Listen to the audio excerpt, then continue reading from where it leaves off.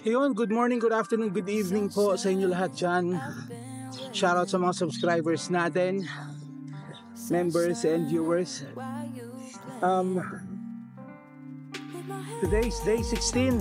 Time check, it's 6:30. Medyo late ako nagising kasi puyat ako eh.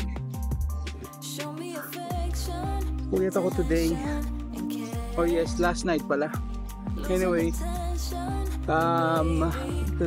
today's day 16 kasi I have really terrible back pain. Yung back spasm ko, ouch, masakit. Hindi ako makatayo ng matagal, hindi ako makaupo ng matagal, so I need to humiga, nakahiga dapat. Nakahiga, nakadapa. Kasi pag matagal nakatayo, sumasakit siya. Pag matagal nakaupo, sumasakit siya. I can still feel it now. Nararamdaman ko pa rin. Pero I don't know if it will change. So hindi ako nag-live stream kahapon kasi nga hindi ako makaupo ng matagal. So later we will see. We'll just have yung maiksing live stream lang siguro mamaya or whatever. Sakit masakit pa rin. Yung dito banda dito sa may lower back. Anyway, day 16. Akalain mo day 16 na tayo. Kaya nandito na tayo sa ating usual spot.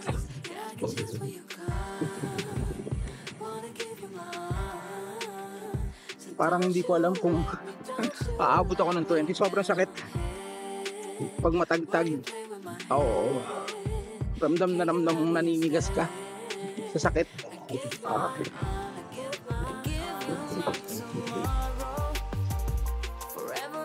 Magdadahan-dahan lang tayo today. This will serve as our recovery ride as well. We'll gagapangin natin 20 kilometers. Slow pace lang, lang.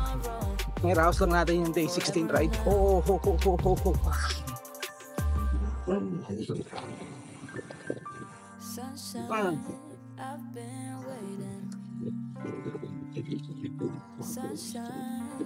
Ewan ko kung sino nakaka-experience ng back spasm, yung naninigas yung likod mo.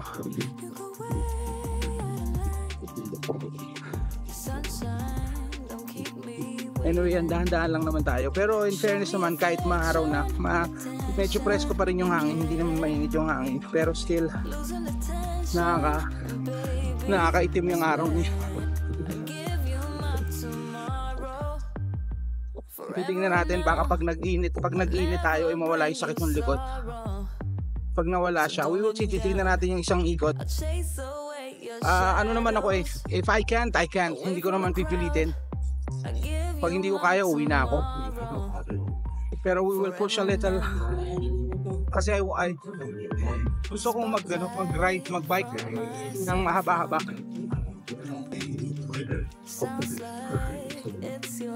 Tingnan natin.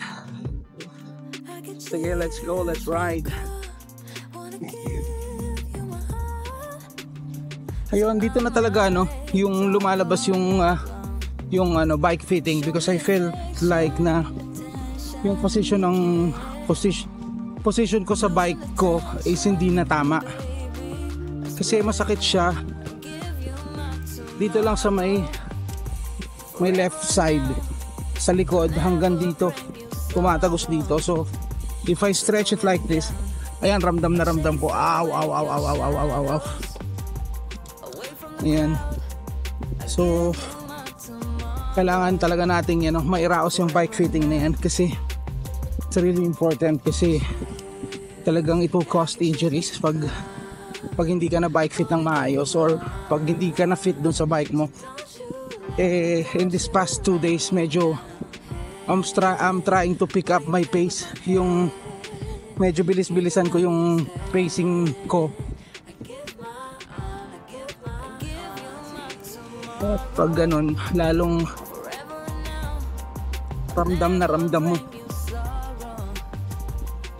Anyway, ang issue ko naman kasi is, kumbaga, kung kaya kong pilitin, kumbaga, the pain is tolerable. Hindi naman siya ganun kaano, pero wag lang yung masyadong malubak kasi naninigas. Kumbaga, naninigas yung buong mong katawan. Parang hindi ka makakilos ganun.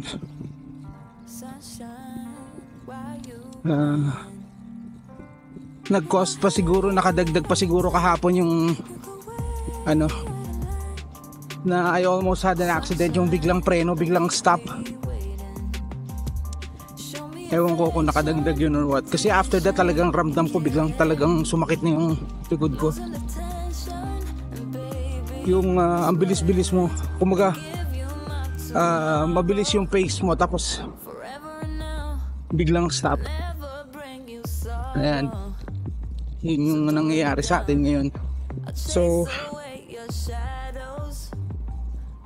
sabi ko nga, this is normal. Naramdaman ko na to before, pero ngayon kakaiba siya ngayon kasi before pag nagbabike ako nawawala siya, ngayon hindi, ramdam ngayon. Tsaka on one side lang,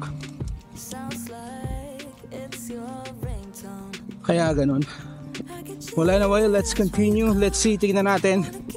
Iraraos lang natin itong 20 kilometers and then we go home, we rest. Then tomorrow, hopefully tomorrow, we can do a longer ride. Let's go. Ayan, grabe na yung init ng araw, mahapdi. Di tayo sa main road para mabilis-bilis. Yung sakit ng likod ko medyo nabawasan naman.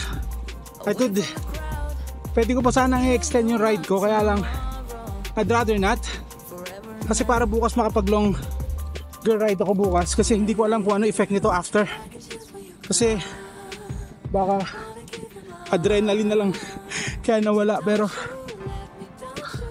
hindi siya nawala actually, kumbaga naman hindi mo na siya ganun ka iniinda kumbaga, pero still may naandyan pa rin, nararamdaman mo pa rin.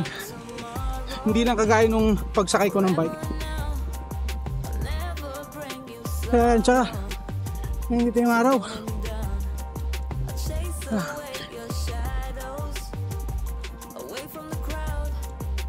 Ito, medyo malayo-layo pa ako sa exit towards exit na ako, tapos going home. Yun, manti na lang. Matatapos na ang day 16 natin.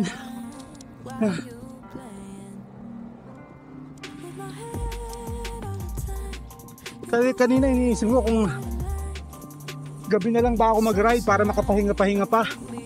Pero yun nga, kasi gaya sabi ko kanina, baka masira yung ano natin, yung routine natin.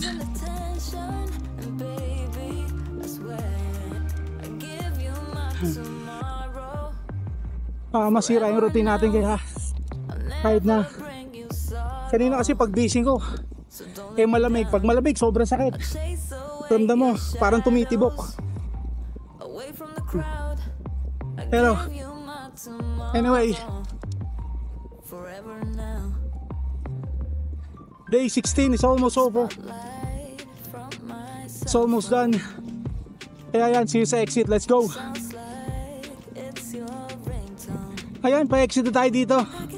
So, just a little over 20 kilometers lang tayo.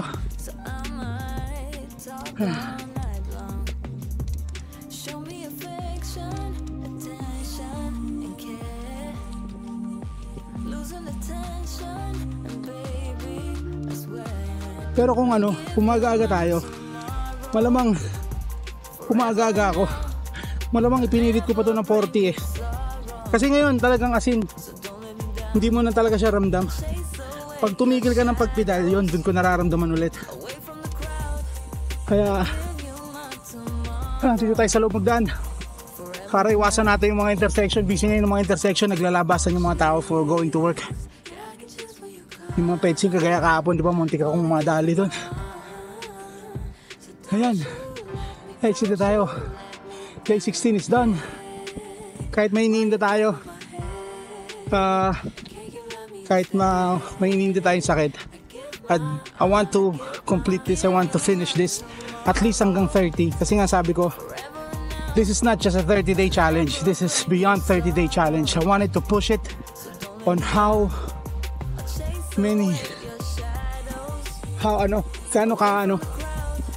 long or how many consecutive days I can ride consecutively.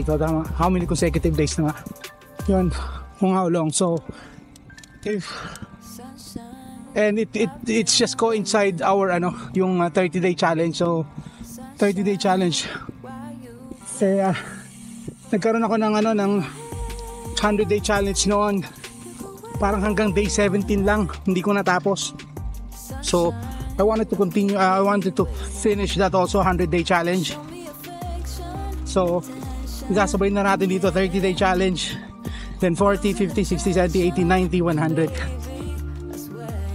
So pero it's not written in stones. Pag if rest is really needed, talagang kailangan maipahinga, then I will rest. I will not push it so hard. Like what I've said, I will not do things for the sake of doing it. It needs to have a purpose.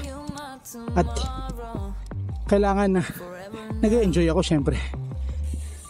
If I'm not enjoying, then why do it, diba? Ganun lang naman yan eh.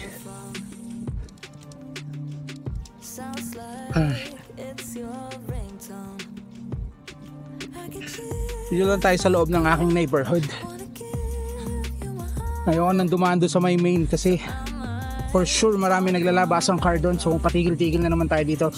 Doon pala, kahit dito medyo maraming humps, okay lang kasi at least hindi ka titigil-tigil, or there's no possibility of an accident like yesterday. Pero mainit na. Time check, it's 7:25. We did 20 kilometers in less than an hour, in less than 1 hour.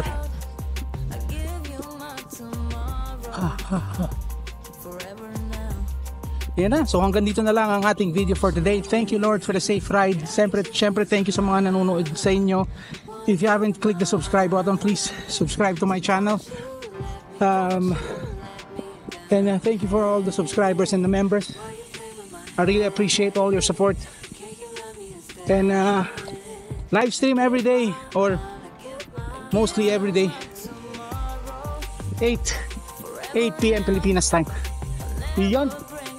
So dito na lang until tomorrow, day 17. So day 16 is done. So if you find this entertaining, interesting, and helpful, please like, share, and subscribe. Let's go. See ya.